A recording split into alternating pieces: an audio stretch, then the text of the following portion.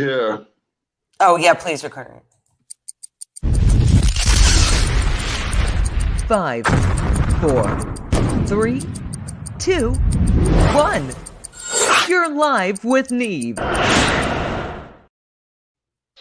Hey, good morning, everybody. Happy Friday.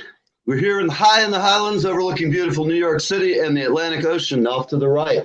It is a gray, cloudy, cold day in New Jersey. It's not real bad. I can't complain. Mike is in Kansas City, and he's in 30-degree temperatures, so I feel like I'm crapping in tall cotton. How are you, Mike? I am doing good. How are you guys? Missed you last week. We missed you a lot last week. We missed you a lot. And so did our fans. We had a few people wondering, where's our rat man, you know? Yeah. Oh, I got a great one for today. All right. Good. Well, for everybody watching, we have, excuse me, we have Mike on. And we've also got a keyboardist from a local band here in Red Bank. The very amazing and talented and just a real mensch of a guy, Ryan Gregg of the Shady Street Show Band will be joining us about 10:30. And we're going to be talking about music post-COVID. And we interviewed him for a long-form interview, which will eventually be up on YouTube. And we discussed the perils of being a musician during COVID. And I have to tell you, he's one of the few people I've met who's really used his time wisely, almost as wisely as I have by trying to get on and tell you stupid jokes and bring in cool people to talk to. He's really got the right zen for trying to survive in life in general. Hell of a guy, classically trained. He's just got it going on. And I have to say, we're glad to be friends with him. In the next couple of months, you'll be seeing a lot more local talent from Red Bank, Asbury Park. I'm going to focus probably for the first quarter. We're going to focus on a lot of bands from the Asbury Park scene. And as all of you guys know, there's a few people who live around here. I don't know. What's that guy's name? I think they call him the Boss. He lives here. Spring something? I don't know. Ball Springs. Right. And then we got that other guy. Stein? It's Bruce Springsteen. That's it. Okay. And we also, actually, they both really aren't technically residents of New Jersey, but the other person vying for the king of New Jersey is the Bon Man, the Joester, the Bonjatola, the one and only Bon Jovi. The man that makes the little girl squeal and makes their mom send him letters and panties in the mail. Hey, what are you talking about? He was just starting out when I was just learning about music and a lot of slippery when wet. Oh no, sorry. I had the first album. I had the first one, the very first one, which was Bon Jovi with She's a Little Runaway and all that stuff on it. Oh yeah. Because there's this great famous place in Rochester, New York, where I grew up called the House of Guitars. I encourage everybody to look them up. They're amazing. Been there forever. Anyways, I went in and I said, there's this new song I love. I think his name is Bon Jovi. And all I know is the song, they keep saying Shot Through the Heart, right? Little did I know that the name of that song was Don't Give Love a Bad Name. And the song on the original Bon Jovi album was called Shot Through the Heart. So there are two different. Anyways, that was my Bon Jovi first or second cassette experience. So if the Joester had said, Julie, I really want you to come on the road with me. Yeah, that'll never happen. Would you have hopped on the jet? Honest question. Yes. Would you have hopped on the jet? Right. I've only been on one tour bus. That wasn't like mine or something, but anyway, been on one tour bus. Inquiring minds. Now you've opened a whole Pandora here. I can see Mike. He's just dying to freaking hear this story. How was your? Let's say, how was your tour? One quick thing about Bruce Springsteen, though. My son Mikey, when he was little, he showed 100 jumpers all around the country, and Jessica Springsteen, she did as well. So we used to see Bruce at the showgrounds, and cool. He was really cool. He was, a lot of celebrities' kids rode. But yeah, Bruce was really cool. When he was on the showgrounds, he was just like another father at the show watching his kid ride. Right. Well, that's cool. Yeah. Well, when I lived in Rumson, which is just not far from here, my girlfriend at the time, she had been a den mom, and she had Bon Jovi's kids. Wow. For several years, and we had Bruce Springsteen. I lived at 10 Bellevue, I lived at 1 Bellevue, and then they lived down 1 block down across from the Rumson Day School. He's since sold the house to somebody, But my story is that, first off, when he used to have his Christmas party for all the kids, Bruce would walk around with a big werewolf mask on. And the only way you know it was him is because he'd have these two monster bodyguards, like 450-pound guys. For Christmas? Yeah, it's true. I swear to God. And she said it was great, though. That he was really a nice guy. And I'm not going to get on here and rag on Bon Jovi. I like the guy. He gives a lot of my friends work in the area. And He's a good guy. All I can say is, he's got way more money, and he's never appeared on my show. Other than that, he's a pretty flawless rock and roll guy. He's a good guy. I think what he does with his restaurant, doesn't he have the restaurant where you don't pay? You just go in and eat. Yes. Yes. Yes. You leave whatever you can. You leave whatever you can. But this way, nobody goes hungry. No matter what your situation is, you can go there and eat. Yeah. The original is here in town in Red Bank. And is it? I have to say, I'm going to get a hold of them. It's good. I think that would be a great cause to get on the show. Yeah, I know a lot of people. Like I know in country music, I know Brad Paisley. He did the same thing in Nashville. He opened a restaurant, and you don't even get a bill. You just leave what you can, and don't. If you can't earn no money, you're still going to eat that day. At Bon Jovi's, you can even help. You can like wait tables or do whatever. And with the COVID thing going on, I'm not sure what's happening. But Jules, I think we should reach out to them because that'd be a great show. Yeah. Also, it's national because John's been doing that in other places like Brad Paisley. Yep. Mike, we'll talk after. I think that's perhaps we should make a list of people doing that and really pump it because it's a good cause. Yeah. And there's so many people right now that are screwed, for lack of a better word, because of the COVID and all the other things that are going on. I'm just turning on comments too. So if any of you guys out there are feeling neglected, we should be able to see your comments shortly. Oh, my bad. So sorry. And then everybody, if you notice at the bottom, there's a crawl, 201-274-6862. If you want to be on the show, you have a topic, or if you want to vent, if you want to rant, if you want to give us some fodder, or if you just have some today we want really interesting human tricks. So if you can blow up a balloon from your nostril, whatever you do, if it's weird, come on today. It's Freaky Friday with Live with Neve. And we're making I did some on the last show when I was on, you guys were talking, with the pets, the musicians and their pets. Yeah. And interesting, I heard the song on the radio, Shannon. And, until you hear the story, you think it's about a girl. But the song was written by Henry Gross about the Beach Boys' Irish setter. Brian Wilson. It was Brian Wilson's dog named Shannon. And Shannon died. And Henry Gross wrote that song. But when you listen to it on the radio, you're thinking it's this amazing love story and all. But it's actually written about the Beach Boys' Irish setter named Shannon. That's so cool. I think that's great. In fact, you just gave me, I'm going to write a song called Brian Wilson's Dog. I've got to make it really funny. We'll throw in a few Manson references, Imagine being a rock star and all of a sudden the family shows up at your house and they just move on in. Yeah, that's crazy. I think I've got to go to Rome for a month or two and get the authorities in to clear out the weirdos. But 60s certainly were a wild and crazy time. I was too young to really partake in all the fun. That had to wait till the 70s and 80s for me. 70s, baby, yeah. 70s they were rock and and rolling back in the day, man. And all the people watching, if somebody types in boomer, don't worry, this boomer's going to climb through the TV screen like that little twat in the Ring movie. That's one of my favorite movies, all-time favorite movies forever. It's so Hitchcockian and Kubrick put together.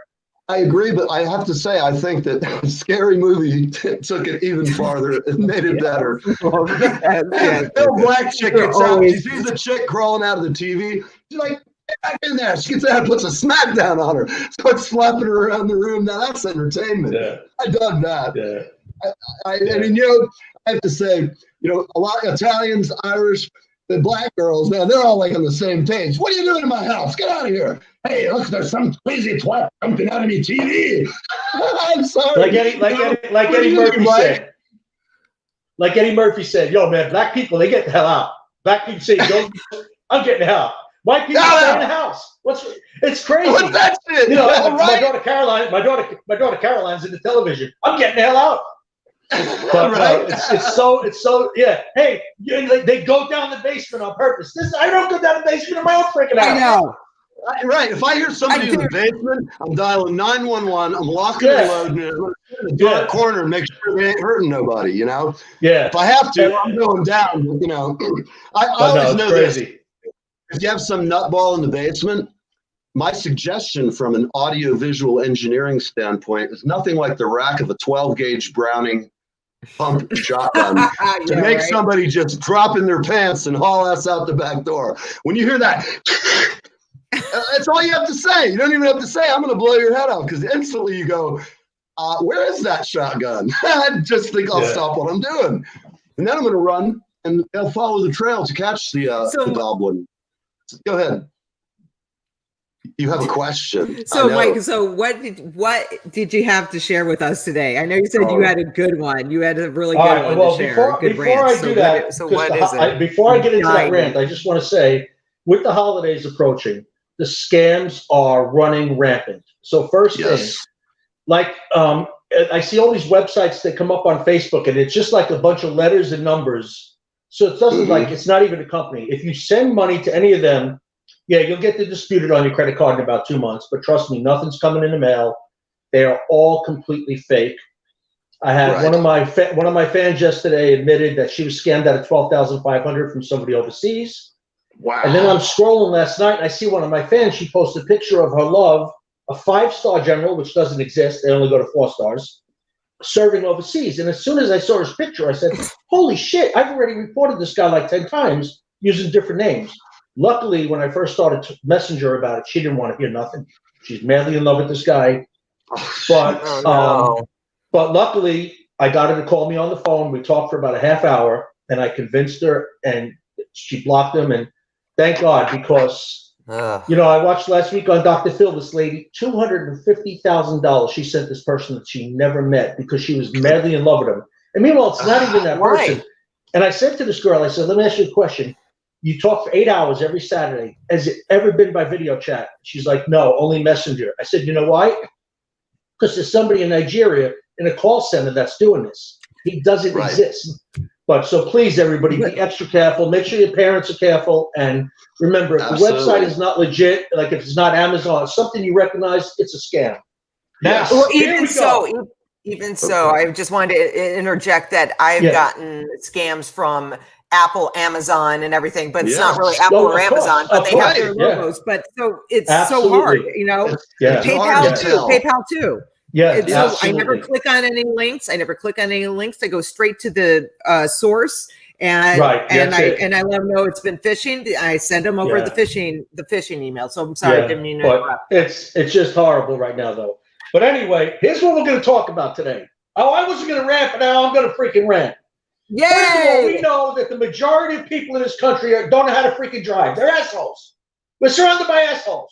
So now what would make a person think if you can't drive freaking to begin with, that you're going to back into your freaking parking spot? Because 99% of the people can't do it.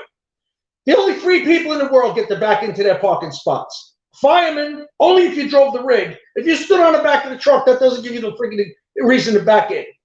If you're a getaway driver in a bank robbery, sure, go ahead, back in so you can get away. Or if you're in the witness protection program and you might have to make a freaking run for it. That's it. Other than that, when you see a parking spot, pull into it. I watched this lady at McDonald's, 19 freaking attempts. Now she's over the freaking concrete barrier. And when they're done, they're never between the lines because they don't realize that with the electric mirrors, you could aim your mirrors down and actually see the lines.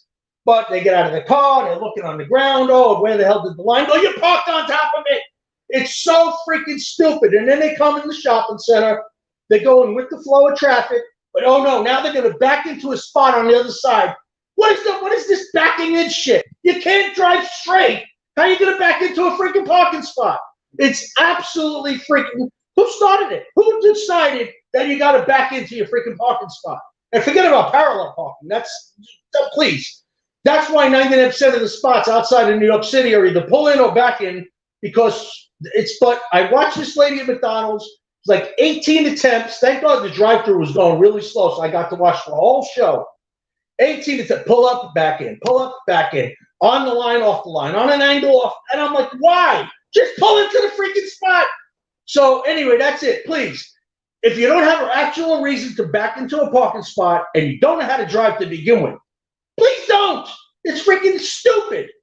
That's it. End of that freaking rant.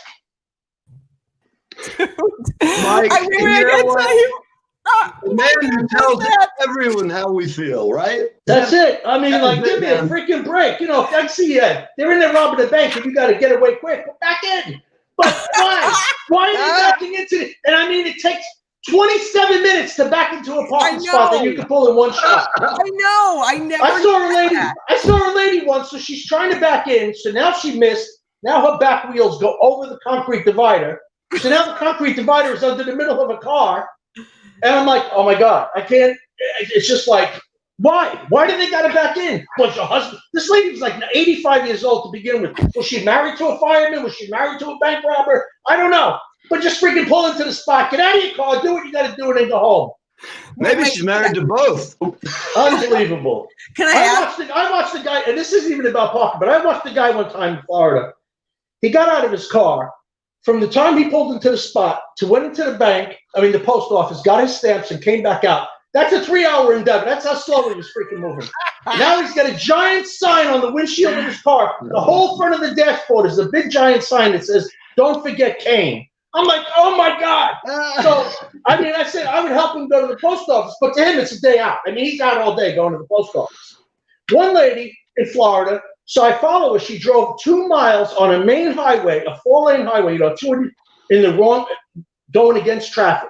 Oh, it happens all People the are going time up on the here. sidewalks. Now I follow her into the Winn-Dixie parking lot. She gets out, leaves her car running. Her driver's door is open. She goes into the store. I go catch her. I said, ma'am, do you realize that your car is running, your door is open, you would drive? Oh, I do that all the time, silly me. No, stop freaking driving.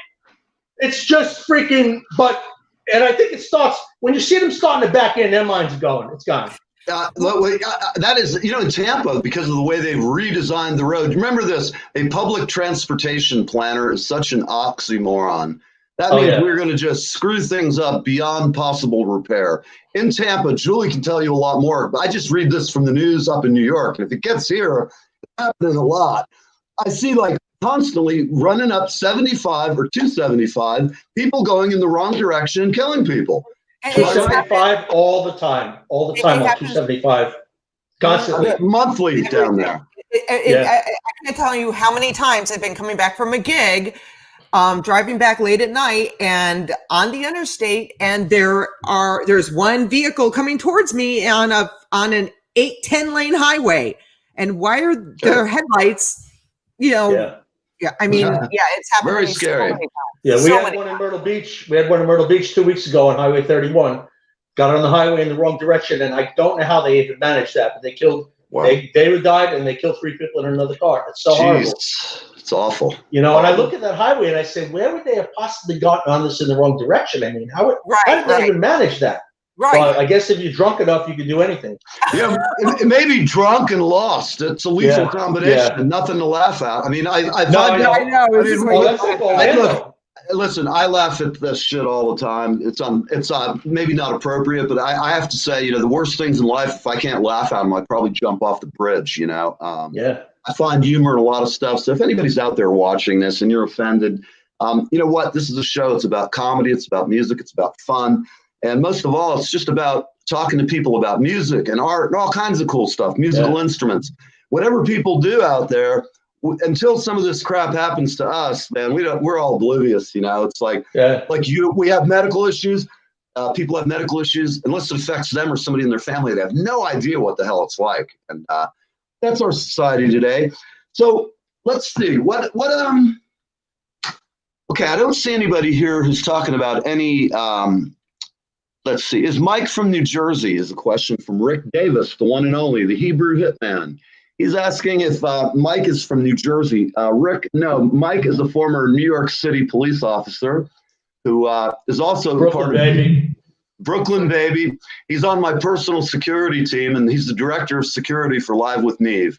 If we got problems between the Hebrew hitman and Mike Madman Imperato, we got it covered. Let me ask you, Mike, does your wife ever get concerned about your health when you kind of get a little riled up? Oh, no. First of all, Angie and I are just engaged. We're not married. But okay. No, my blood pressure is actually perfect. It's been 130/80 for my entire life. So Me too. I don't know why. yeah, I mean, I can rant and rant and rant to take my Yes. blood pressure. And it's 130 over 80. It doesn't, you know, like people don't realize it's acting. Like, you know, It is. Right, It's right. I've had release. people send me letters and messages saying, you know, you really have to be careful. And they don't understand. I'm not angry. It's just an act. Like I could just Right. I turn it on and turn it right off. It's just, Right. you know, I go Right. into rant mode. It's acting. You know, it's not like I'm that angry in real life. You know, some things I do get angry about, but most of it is just acting. Yeah, Well, and you know- but you know how to draw from that too, you know, Yeah. from that anger Yeah. to use it to that. I mean, it's, you know, that's Yeah. hilarious. Yeah. Speaking of dogs, did you see the rant I did about in China they're going to kill the dogs if you walk them? Yes. Oh, it's freaking nuts. I was driving the other day, me and my son. I saw it. See those two dogs? Bang bang, they're dead. Those it's freaking in Beijing. The dog can't be taller than 14 inches. What the hell difference? That's like saying the coronavirus only comes out after 10 p.m. That a 15-inch dog is more dangerous than a 14-inch dog. So freaking stupid. And I want to do one more quick freaking rant. Flying here on Delta Airlines, this stupid ass freaking flight attendant with her mask down here, not covering her nose, is up there making the announcements that you have to wear your mask properly. It must cover your mouth and your nose. Well, why don't you fix your stupid freaking mask? Because then when you look around, you just see all the people not wearing their masks. Why should they put them on? This Yes. asshole is saying you have to make the thing. Well, no, how about you fix yours, stupid moron? So anyway, when Delta gets the letter I wrote yesterday, Yeah. I'll probably be getting about 27 free flights. Because I ranted in this letter. Oh, bad. hey, please send me a couple like these. Wow. Anybody who can do that, I respect you, because dealing with the people at the airlines sucked in the old days, and now it's like I won't fly. Actually, I'm looking forward to just the next vacation. I'm going to be taking a nice leisurely trip down south, stop in Nashville for a few days, see some friends, head down to Savannah, stay overnight in a nice little place somewhere, head down to Florida and catch up with all my rock and roll crazy people down there, hook up with Julie, and plot world domination for Live with Neve.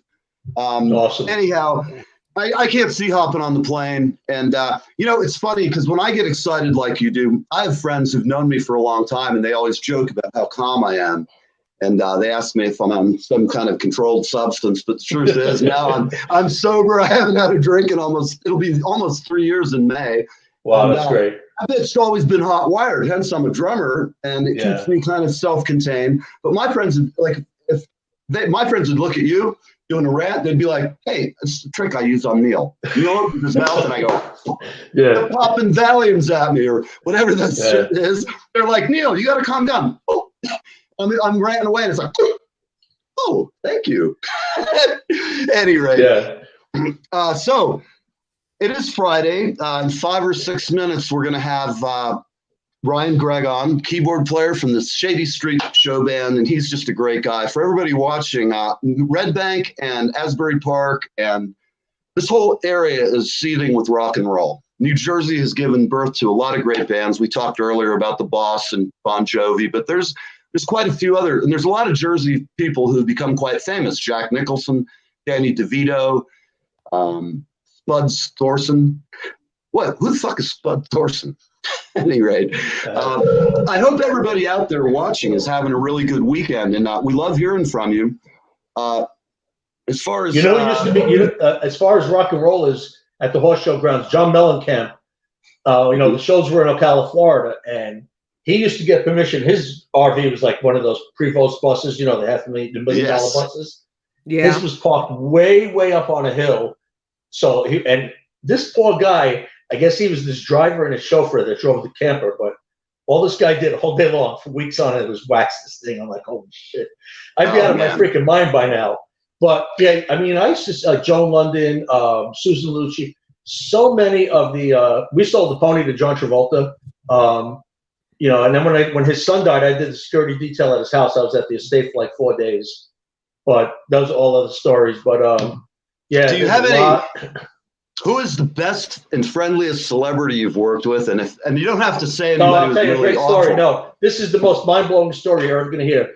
So the night that John Travolta's son died and they flew back to the estate, I was assigned to the house down the street that was owned by Kevin Bacon. And Forrest Whitaker, the great actor, African-American, he's been in, God, over 100 movies. Him and his family had that house. So They showed up about midnight, and then they went up to the estate to see John and his wife for a little bit, and then they came back. And Forrest Whitaker actually hung out on the stoop with me like we were in Brooklyn. And we actually talked for like 2 hours just about life. And it was so freaking mind-boggling. And his wife's like, hey, do you want to come inside? I was like, no, I need to be outside, to make sure nothing happens. But he was the most down-to-earth person I ever met in my entire life. He was like, hey, Mike, can I get you anything you want me to make you a cup of coffee? And I was like, we talked about life. He grew up in San Antonio, Texas, and I grew up, in Brooklyn. And I was telling my mother was such a huge fan, but he was the absolute greatest. Awesome. Well, that's cool. I have, in my life, I've met some interesting people. My first celebrity encounter was a small child, and I met Lloyd Bridges. Wow. We're up in, I think it was Stockbridge. No, it was in Massachusetts. It's some kind of a big farm down by Cape Cod. Mashney Village now. I can't remember. It's a place you go by down on the Cape. They have like an old 17th century village, and they've got animals. And I was over there feeding the animals, and I used to love sea hunt. I was probably 6 or 7. Yeah, I loved it. And I turned around, and it was Lloyd Bridges. And I even as a kid, I went, hi, Mr. Bridges. And he gave me some, I remember they had those little things you put the quarters in. And so he was a really nice guy. And awesome. Another thing, some people may not realize it, but I have been on both The Tonight Show and on Candid Camera. It's been a long time, and most of you would have to be my parents' age. In 1969, let me see, I was born in 61. Probably would have been about 1967. I was in my school, and Candid Camera came to the school. They sent out all these casting people, and then they came in and they saw my splendid side, the good side, of course, and they decided they wanted this freaky little weirdo to come down and be on the show, along with several other people. They hand-selected all of us from the various rooms, and so we get down there, and it's like, you're not with all your friends from class. There's like all these kids. There's a kid over there like knocked off the bicycle one day because he'd been tormenting me. Anyhow, we're all in there, and they start asking us questions, a series of questions.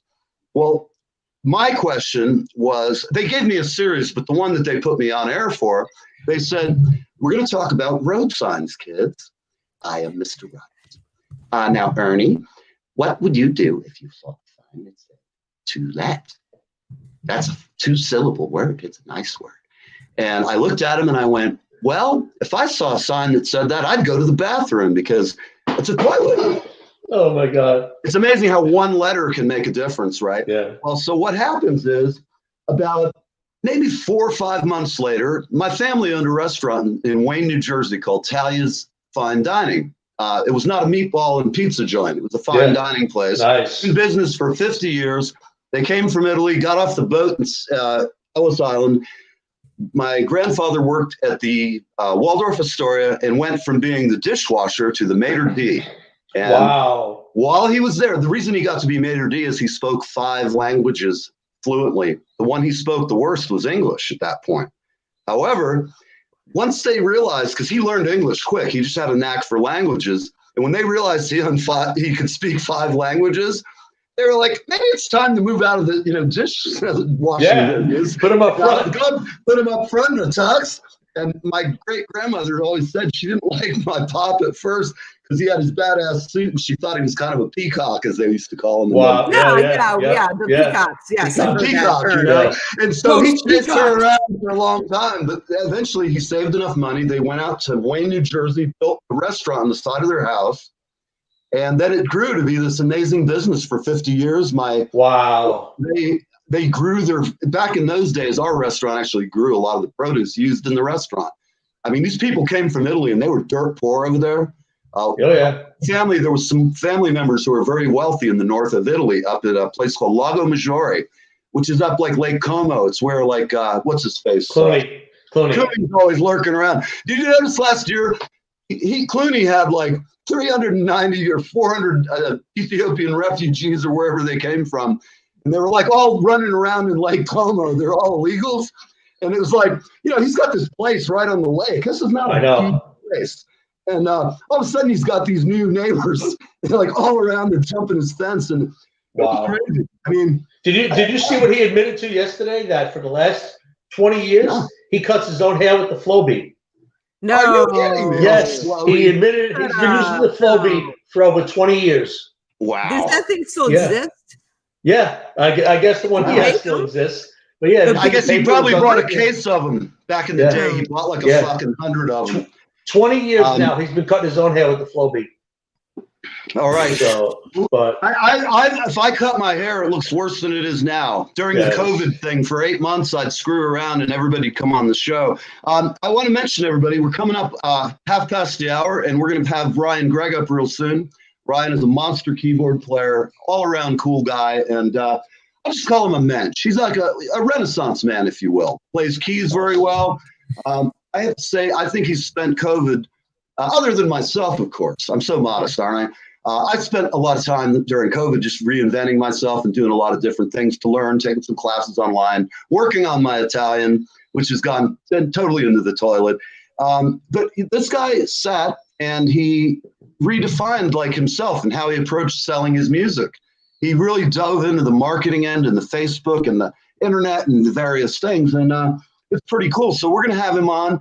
While we're on, I also want to mention we're going to have Nancy Kravis. I am going to have a show, some photography coming up. For those who don't know who Nancy Kravis is, she's a very fine photographer here in the Asbury Park Highlands. She's here in Monmouth County. Great friend of mine. Her husband plays in my band, and I don't use Nancy just as her husband. Actually, I knew Nancy before I knew them. The great family, and if you look up here, there's a picture of me banging on a conga. That's one of the shots she's taken, but I have to say, if the girl can get a good picture out of me, she's priceless, man. I mean, got to get my good side. And she's like, well, what side is that? And I mean, it's just one of those things. But she's excellent, and she does rock and roll bands, amongst the best I've seen. So, at any rate, without much ado, all right, I'm going guys, to go ahead. I got to Hey, split. Mike, Head time be to safe. Kansas City. Hey, man, we love you, brother, and Thank we'll you. see you next later, week. Jules. All right, Best appreciate regards it. to Michael. I will. Bye. Thank you, guys. Okay, bye. Thank you. We're praying for you guys. Thank you so Bye. much. Right. Questions, comments, click on the chat box. All right. I bring to you Ryan Gregg of the Shady Street Show Band. How you guys doing? Hey, Ryan, how are you? Excellent, man. So, what have you been doing? Oh, just hanging. Yeah? Enjoying the week. Yeah. So Cool. How did your week go after we last spoke? Just more conversations, more writing, more paperwork, more absorbing everything and doing everything I can to just keep it up there in the noggin as best as I can. How Right. you guys been? Yeah, that's the hard part. Well, it's excellent. It's It Friday. is. We're here with you. We're here with our buddy Mike. We've got a bunch of fans on the side here who are saying hello. Good morning, Rick. I've got the Hebrew Hitman on off to the right. And he's one of my good friends and great friend of the show. We love him. So thanks for joining us, Rick. And Susan, I'm glad you're here. Susan Fine is going to be replacing my backdrop here with some of her fine photography from New York City, looking over at Brooklyn and that kind of a thing. She's a great fan as well. And she has a cat that is in need of some of John Spears' work. John is our ghost busting kind of guy. Our resident goes. Our resident paranormal investigator. Yes, there you go. He's an important part of the team because I know for a fact now, the first time we had him on, we had some type of bizarre poltergeist activity going on. And you just never know when that shit will happen. It's just like, it happened. Did you see that? Oh my God, Did you I see did. that? John, did. where the hell are you? My God, what the fuck? I'm sitting here talking to people and live on TV. Tell you, isn't this show better than Ghost Hunters? We don't just talk about this shit. We have actually brought you a live case of poltergeist activity. And people have said, including my ex-wife, she said, you're fucking possessed. Anyway, all I can say is that it's possible that I'm possessed cars and do kind of whatever I can come up with. But I'm getting scared now. That thing just flew by. I don't even know where it came from. John, are you still in the house with us? Julie, let's see if we can reach out to John and get him on. He's over in the comments. He's probably. So we bring John on. I think he's probably driving, but is Oh, he? okay. I'll reach out to him. Text. Yeah. Get off camera, call him up, and let's get him set up, and then we'll bring on our resident ghost hunter, and I'll terrorize Greg a little more. See if we can get somewhere in this conversation that's not totally veering off track. And I just want to let you know, and I have Mr. Richard Davis coming up at 10:45. So all right. Well, we love Rick. He is known as the Hebrew Hitman, and he's one of my best friends in the world, and we just love him. So Ryan, I'd like to talk a little bit with you about what we discussed last week or earlier in the week. I was really impressed with the fact that how you've handled the COVID. Because I hear a lot of people call me and they're always bitching and complaining. Oh, I'm home. I can't do nothing. I got no money. I'm like, well, join the club. There's like 19 million Americans and we're all slumming it. I reinvented myself with this show because I just have too much nervous, hyperactive energy. Being a drummer, I can't play. I have a problem in my wrist. My rotator cuffs are torn. That's a whole nother story. But it keeps me from playing the way I like to play. I just don't have the stamina and the pain is exceptional. So I said, well, I miss hanging out with my band. So I started this and started calling up musicians that I like and respect or have worked with. And while we've never worked, I look forward to doing so in the future. And I have to say, once again, I commend you for doing something positive with your time. And I'd like you to share a little bit about how you've sort of started learning things you didn't know and the conclusions you've reached, because I've been doing similar things and I find it very interesting what you've done. Yeah, first of all, and I've talked to a lot of people too, that's honestly, that's how I got better at everything that I know, is that I started having conversations.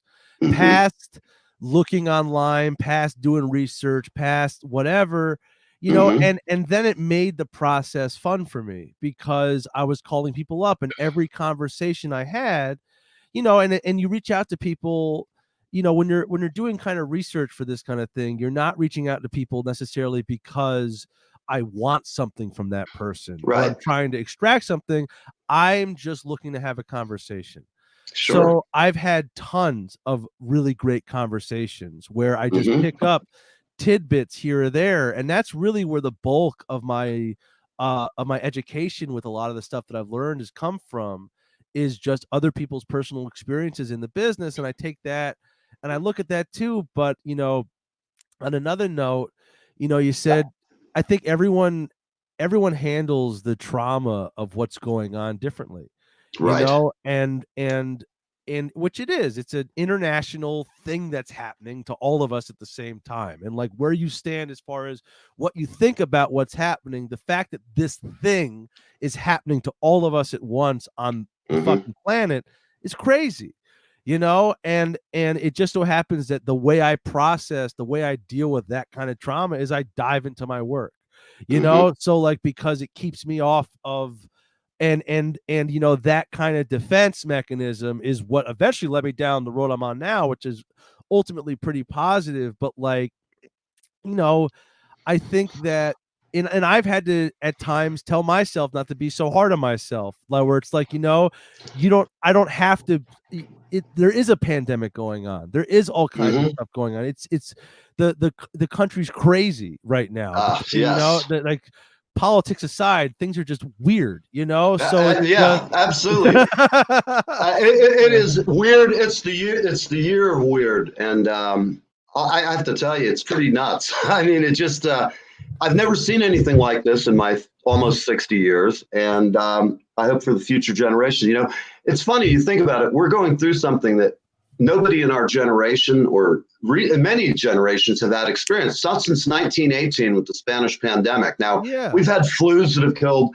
The flu every year does kill a ton of people, but it's different in the sense of what's going on now. It's not as quick, and this is really it's a natural phenomenon, and there's not much any of us as humans can do. We can get a vaccine, or we can do the various prophylactic measures. However, to really know if you're going to die tomorrow from going to the store, you don't know. And in my case, I don't worry about it much, because if I'm going to die, I'm going to die. And when I'm dead, I won't know I'm dead. And I worry about my friends getting it and dying more than myself.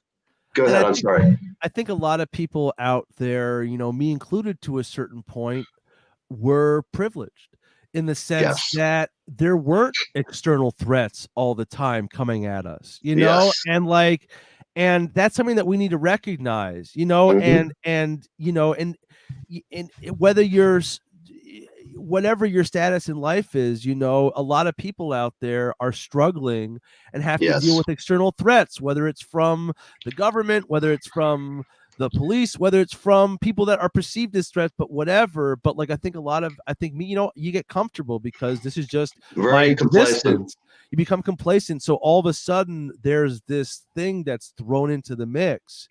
And it's a whole new way of trying to cope and trying to live, but it becomes a routine and an unhealthy one compared to the one you had before. And that's what always terrifies me, because I have a hard time breaking routines because I create very disciplined ones, physically, emotionally, everything.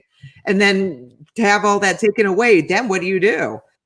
Yeah. Well, it's funny because if you really want advice on plagues, I found, I read everything. I'm the kind of guy, I read the back of the toilet paper roll. If it's in the bathroom, I'll just be bored, thank God for cell phones now.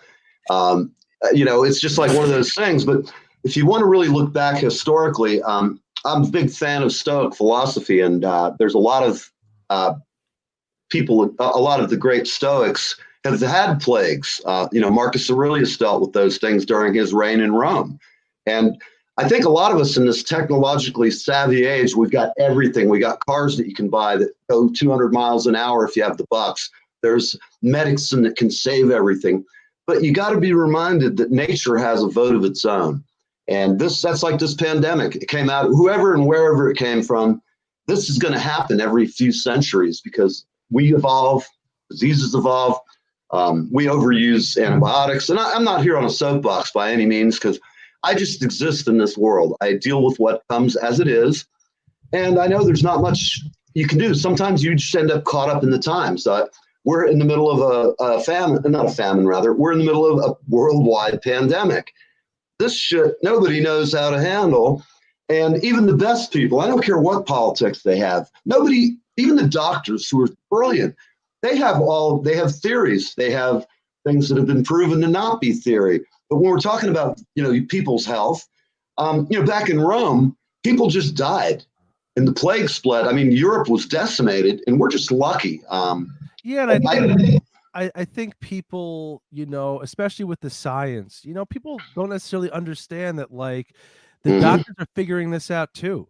And a lot of I have friends who are in the medical profession, and like, things are about to get really bad, but at the same time, like, there's more understanding than there was in March when it really was this new thing and they're trying, and like, it was found out that the ventilators weren't doing what everyone thought they were, and like, we're finding new treatments and like this, and it's all happening in real time, and it's just, and the scientific method, and it's terrifying because like, people are going to die in that process, and it's awful, but like, that is just the way there's no other way to kind of move forward. It's funny because both of my daughter is in the medical profession, and her husband is also in the medical profession. So they both work at Tampa General, which is ground zero for this thing. And I talk to them regularly, and I have to tell you, I trust my daughter and her husband's training and their smarts. They're both real smart. They care about people. My daughter's been doing this since she got out of high school, out of college, excuse me. But she's been doing this for 20 something years now. And I'm terrified. You can't help be a dad of somebody and watch this stuff unfolding. She told me a few months ago, she was more concerned about catching it from a coworker who were socializing off of, people she surmised that it could possibly spread that way. People get together before they really understood what was going on. I know myself, I was, the first time I heard, what is it called? Oh shoot, I'm having a brain fart. It's like where we're sheltering in place and. You mean shelter? Quarantine. Shelter. Quarantine? Yeah, it's like quarantine, but there was a term for it. God, I just hate it when that happens. It's showing my ancient age, but I know. And then it's like, once you get that release, it's like, I know. It's like right now, it's going to bug me till the end of the show, and then it's going to pop into my head. You're like, the protocols continue to evolve. I am terrified for everybody in the world, and not much I can do about it except pray for them and hope and whatever, whether you're a science guy or you're a praying guy or you're anywhere in between, you can be both. And people don't realize that. It's good to shrink, when there's all these giant, massive things that are kind of, and everyone can speculate and everyone can look to their whatever, but at the end of the day, be good to each other. Be nice. Yes. Be nice. like, right. Just consider other people around you. The basic shit. Just that's be a good human. Yeah, be a good mammal. There's no such thing anymore. It's unfortunate, but that's the stuff that I wish that was the message from the beginning. Just like, here's this thing. It sucks. We're going to have to get through this. It's going to kill a lot of us. It's terrifying, but we can make it through. Just like, hold on, take care of each other, be good to each other.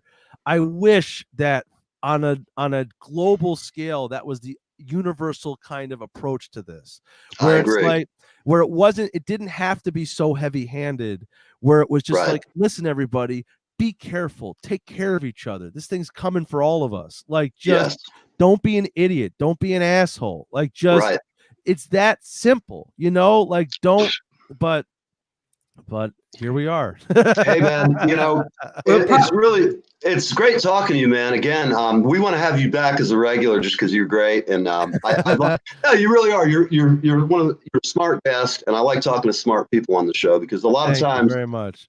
It doesn't matter what political persuasion people have. I believe there's great people in all parties, all groups. I don't care. There's always one asshole in every crowd, and if you multiply those numbers, it's a logarithmic, and it grows logarithmically. There's always going to be a certain amount of jerks. I've had hecklers and stuff, even playing in a band. You know how it is. There's always one drunk guy in the back who's like, "Oh, Lynyrd Skynyrd, man, yeah!" And you're like, you haven't played anything remotely close to Lynyrd Skynyrd. But getting back, your band, the Shady Street Show Band, you guys are working on new music, I understand. Yeah, and that's cool. Next time, do you have anything out there? Actually, everybody, go to Ryan Gregg or the Shady Street Show Band's page, buy some stuff, and check them out because they're a good band. And I'm a picky guy, and I never rag on bands that aren't good. But I will tell you, the guys that have a good band, these dudes have it going on. They have horns. I enjoy seeing you guys. And I have to confess, I don't go to bars much because, I don't drink. And standing around with a bunch of drunks at times can get like, if I'm not playing, I'm kind of like, I get it. I'm standing around in the crowd and everybody's getting drunk, and it's too much temptation, man. One of the funniest things, I played Atlanta once, and when I was out of college, I was broke, like super, super, super broke. And then and then I was with a band for a little while, even more broken in debt.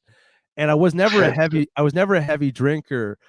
And drinking was never like a huge part. So I kind of just lost my taste for it. And like, I've still drink over the years. I've gotten drunk plenty, but like, it's never been something where I've like needed. So I have plenty of gigs, and plenty of the gigs that I played, like I take water, just because I'd rather fucking puff out back after the gig anyway, but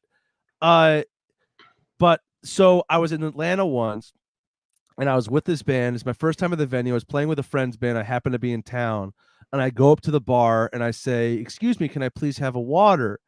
And the bartender, without missing a beat, goes, "Man, that's great. How long you been in recovery, brother? That's awesome that you drink it." Like, just assuming that like you're a musician and you're not drinking, it means you're in recovery because there's no gradient there, No, it's funny.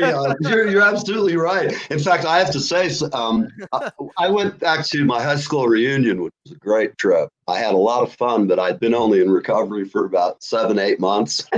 And like, everybody who knows me was like, "Oh man, Neil's going to Florida." And sure enough, some of my friends down there, one of my buddies goes, during this thing, he goes, "Hey man, I'm not outside." I said, "Oh, great, we'll go burn one." We go outside, get to his truck. He pulls down the tailgate, and there's this amazingly large cooler full of like every type of alcohol you could possibly want. He's like, "Hey, I know you like the good bourbon." He's got a big old bottle of it. I'm just sitting there kind of going, "Oh boy, I don't know how to even tell him that." At that point, I wasn't even telling anybody that I was sober. I was just being sober because I didn't want I didn't want anybody to get some weird stigma thing, or for them to just go, "Oh, this son of a bitch, he's gonna fall down." Don't listen to him, because any drunk will fucking tell you all kinds of shit when they're in that state. But like now, my main title is designated driver, which I just love having that DD after my name, because everybody goes, "You ever ridden with him sober?" So, at any rate, it might even be more terrifying because I have to joke. That reputation I have for driving fast cars, fast mountain roads is somewhat exaggerated, but I do have a lot of fun, and I have enjoyed taking a good fast run down the Hudson Valley, various roads up there that are all windy, and you can just go out and have some fun. Anyhow, I digress. So we're going to let you go, Ryan, and we hope to talk to you real soon. Have a great day, guys. You too. Again, Thanks everybody. so much, Thank you, Ryan. Julie. Thank you, Neil. Thank you. Hey, check out his page, everybody. We'll see you Thank next you. time, Ryan. Thanks so Yep. much, man. See you Love next having you time. on. Love All you right. guys. Bye-bye. Hey, Julie. Yeah. Hey, what's up? So we're trying to get our next guest on, Mr. Richard Davis, and I don't know what our issue is here. I don't see him. He was You know, here. he said he was trying to log in. Yeah, he said he was trying to log in. So I sent the invite again. But you can go ahead and entertain for a while. I'll go investigate. I'll be back. Okay, you go. All right. Here I am to try and entertain you all without a host or a net. So I see Susan Fon sitting there calmly. Tell me, Susan, how's your vampire cat doing today? Oh, and while she's deciding to respond or not, everybody, if anybody's watching this show, this is December, Christmas, Hanukkah, many holidays, a lot of time to eat food. And what we'd like to do is have anybody who's a fan of this show, whether you're a musician, you're an artist, you're a comic, or if you're just a fan, we would really like to see a 2-minute video, if you can do it, with your pet. And we'd just like you to go ahead. Hey, Richard, we'd like to bring you on air, man. Did you get the invite? I don't know. We'll get back to Rick in a minute. I do want to say to everybody, we're trying to bring awareness to emptying the shelters out. And I will say this with a qualifier. Do not go and take a pet unless you are the kind of person who's making a lifelong commitment. There's far too many animals that I see quivering and shaking and terrified in a shelter because some family decides to throw them in there. After having a pet for 10 years, you throw them into a shelter, and it's just horrible behavior. I don't tolerate it. I don't abide it. And I just don't like it. I think get a pet, treat it like your family member. You'll get the love back 10 times what you do. And it'll make you feel good. When you're depressed, you'll have somebody to come comfort you. And there's nothing just to take your mind off of life and all the shit that we go through than having a pet that always loves you unconditionally. So what we'd like is take your wonderful pet, and it could be a Komodo dragon. It could be, I don't know, it could be one of those little, I don't know, it could be one of those bald cats like Mr. Bigglesworth. Now, I love cats, always have, but one of those bald suckers, I feel like I got ripped off if I ever bought a cat. I mean, I live in New Jersey, and if this cat lives here, my other cats go outside in the balcony. They're probably out there right now. Yeah. But, if I had a bald cat, the other two would be outside, and the other one would be sitting there like Mr. Bigglesworth right now. I'm going to kill him. One night I'm going to wake up and shoot out his throat. Am I asking too much to have some sharks with laser beams on their fucking head? Laser beams. I know. Do you remember when I put that on my phone, Julie, at the Florida Aquarium? I was the director of audio programming. Yeah, you did do that. I got reprimanded. Telling me that. I mean, of all the shit that I pulled, of all the shit I've ever pulled, getting this reprimanded, I won't name names, but I had my boss at the time was a lovely woman, and she was great. I really loved her. We got along good. We worked good. I'm getting a call from New Jersey. Let's try this live. Potential spam. Wow. I was hoping somebody was. Go for it. No, it blocked it, unfortunately. I have to take that block off. Yeah, you guys might have had a really good time with me terrorizing some poor idiot trying to sell me a car warranty, some Viagra. I don't know. At least with the Viagra, I could have told him, well, send me a few samples and make sure it's real. At any rate, I hope that you guys this weekend have a great weekend. I know there's going to be a lot of crazy shopping going out there. Julie, do you have any plans to go out and deal with the masses for Christmas? Hell no. I opted out for Thanksgiving. I opted out of Black Friday. I've always done that for forever. Smart. And I'm opting out of Christmas. I don't. Well, I'm sorry. It's just no. It's all it is. It's just a bunch of stress and I'm going to all have to that give. stuff. It's not fun. I think you're going to have to be disciplined. We were hoping to have you as one of our little elves, and so now we might have to switch you. Oh, I'm being very naughty. We love Christmas here, and you have to get your bah humbugged. Bah humbug! You have to get your little Christmassy outfit on, and kind of entertain the masses. People will pay to see this, Julie. Wait. What was that movie? In a White Christmas with Bing Crosby and the girls in the little Santa suit and little Santa dresses. You know what I'm talking about? Yeah. Yes, absolutely. I love those girls. They're looking good, except they're a little too young for me. Oh my God! I was talking about the children. Oh my God! So my God! So it's funny. I know we tried to get Rick on. I don't think he can get into the room for whatever reason, and that's okay, Rick. We love you, man, and we're going to have you back on some other time. Rick Davis is a friend of mine, and he is a wizard of musical knowledge. When it comes to knowing stats, he kicks my ass every time. He probably sends me 6 to 7 videos of things I've never seen or that I knew existed but never heard. So he's kind of a cool friend because he turns me on to like a lot of stuff of bands. Dude, that's rad. That's it rad. is because he literally will come up with, like, he asked me about oh my gosh, the horn player. God, I'm having a Maynard Ferguson, who is like the man, the myth, the legend. No disrespect, Maestro. He turned me on to him, and I haven't listened to him since I was really into him when I was in boarding school in the 70s, and I dug him through the 80s. But then I kind of stopped listening for whatever reasons. I was playing in a band so much that I didn't get time to listen to a lot of jazz, which I love. Yeah. And he turned me on to him. And it's like every time he sends me a new video, I go, God, we did it good back in our generation. I mean, the best bloody band. Even if you don't like big band music, when you watch them play and you hear what they do, it's just like they'll knock you on your ass because they're just so technically badass. The drummer's up there. He's like some Rochester School of Music cat. He's just tearing it up. I mean, he's just like, he's whipping. The kid's like 19 or 20, just got out of school. And he's like fucking playing with Maynard Ferguson. And, to get in his band was an incredibly difficult task. You had to really be special. You had to sight read like a madman. And you pretty much had to play anything from A to Z and anywhere in between. So Rick and I, we talk a lot about music and trends, and he's also an interesting guy because he drank his first beer with John Bonham. Wow, that's on stage. Yeah, Spectrum. He was there, and his family's in the radio biz, so he ends up backstage with his brother and him.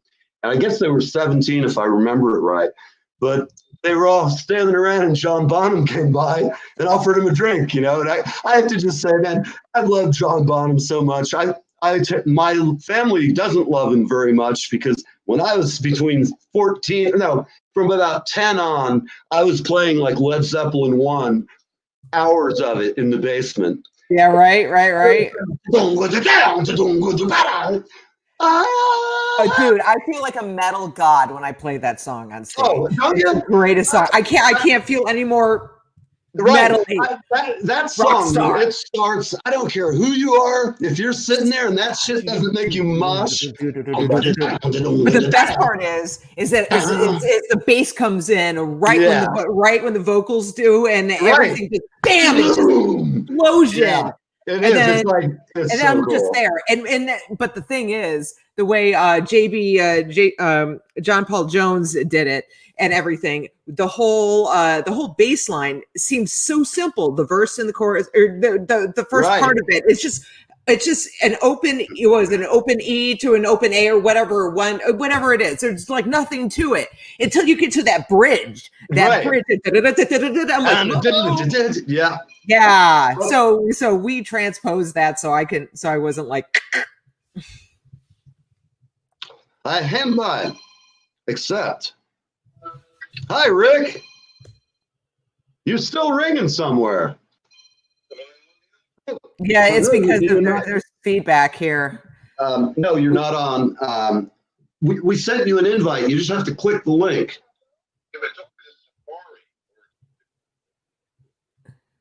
It took you have to use Google to watch the show because it's only on Chrome. That's probably a problem. Okay, re-click the link and open it in Chrome. Just copy and paste it into Chrome, and you should be able to come in. We're almost out, but give it a shot and see if we can bring you on. I'll hold you over a little bit. I'm sorry? Well, we'll be on again next Friday. Yes. So this is how it goes. We're talking to somebody. We're trying to help get on one of our guests. So just go ahead and go to YouTube, to my YouTube page, and you can watch it live. I can't bring you on through there. We'll have to sort this out. So we're doing this troubleshooting. Sorry, man, I see you a little bit. I know it's so Okay, I love you too, babe. All right, everybody. Loves it. Loves watching this part of the thing. Is when everything's falling apart. Listen, I can sit and talk Led Zeppelin. By the way, Rick sends his regards, Jules, and we'll talk Led Zeppelin because I have to tell you what, this guy knows more than I do about the bass parts, and he's not. Well, he is a bass player, but him and I have had a discussion about what you were just talking about the way the bridge. I'm like, what the hell? Yeah, all of his songs are like that. You all of a sudden realize that, like, what in the hell was that? And it's like such a small part. It's such a small part, and then it's so complicated. Yes. All right. So listen, I've got Susan. I'm sorry you called in, and we're having some fuckery with our phone today. What happened is you were sent to voicemail. I'm sorry for that. It's one of the little technical bugs that happens from time to time. We do our best to minimize it. Everybody, we appreciate you watching. And again, send us a video of you and your pet.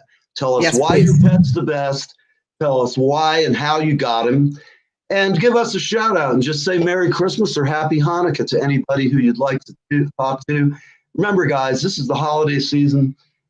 It's December 4th, and I've already broken some of my plans. It was like I was really going to try to be the kinder and gentler Neil. You are. You're always kind of. I'm trying to be restrained, but it's hard. I haven't been medicated yet. In fact, I haven't even had my cup of tea this morning. Yeah, I was running amok doing research and stuff, and then I'm like, whoa! I gotta go on the show. What the hell? So everybody, thank you for watching. It's Live with Neve. We are on all of the social network channels, and I guess that's it. So we're gonna roll out. I just wanted to remind people if you, yeah, I can talk. So if you want to reach out to us and you're trying to reach out to us, go to livewithneve@gmail.com. Isn't that it? Yes, correct? That is correct, sir. It's livewithneve@gmail.com. And that's where you can get a hold of us there for booking, for shows, for events, show ideas, to have us to sponsor, whatever. Sponsors too. We're about to have our first sponsor on, and we're looking forward to it. We'll announce that shortly, and we're feeling good. If you're interested in the show, if you like what we do, we have a Patreon account. If you could like and subscribe to my YouTube page, as you know, we're getting paid millions of dollars to do this, right? Yes. When they come through. And in the meantime, hence my crooked tooth that I can't get fixed because my millions of dollars. The teeth are great, baby. Don't worry about it. At any rate, listen, everybody who's watching, we really love you guys, and we appreciate a lot of people have been coming back, and we're going to get out of here. So, Julie, are you going to roll out some credits for us, or what are we doing here? Sure shall. Let's give it a shot with this bad boy because this thing is rocking and kicking. Thanks for watching. We'll see you next week, Live with Neve.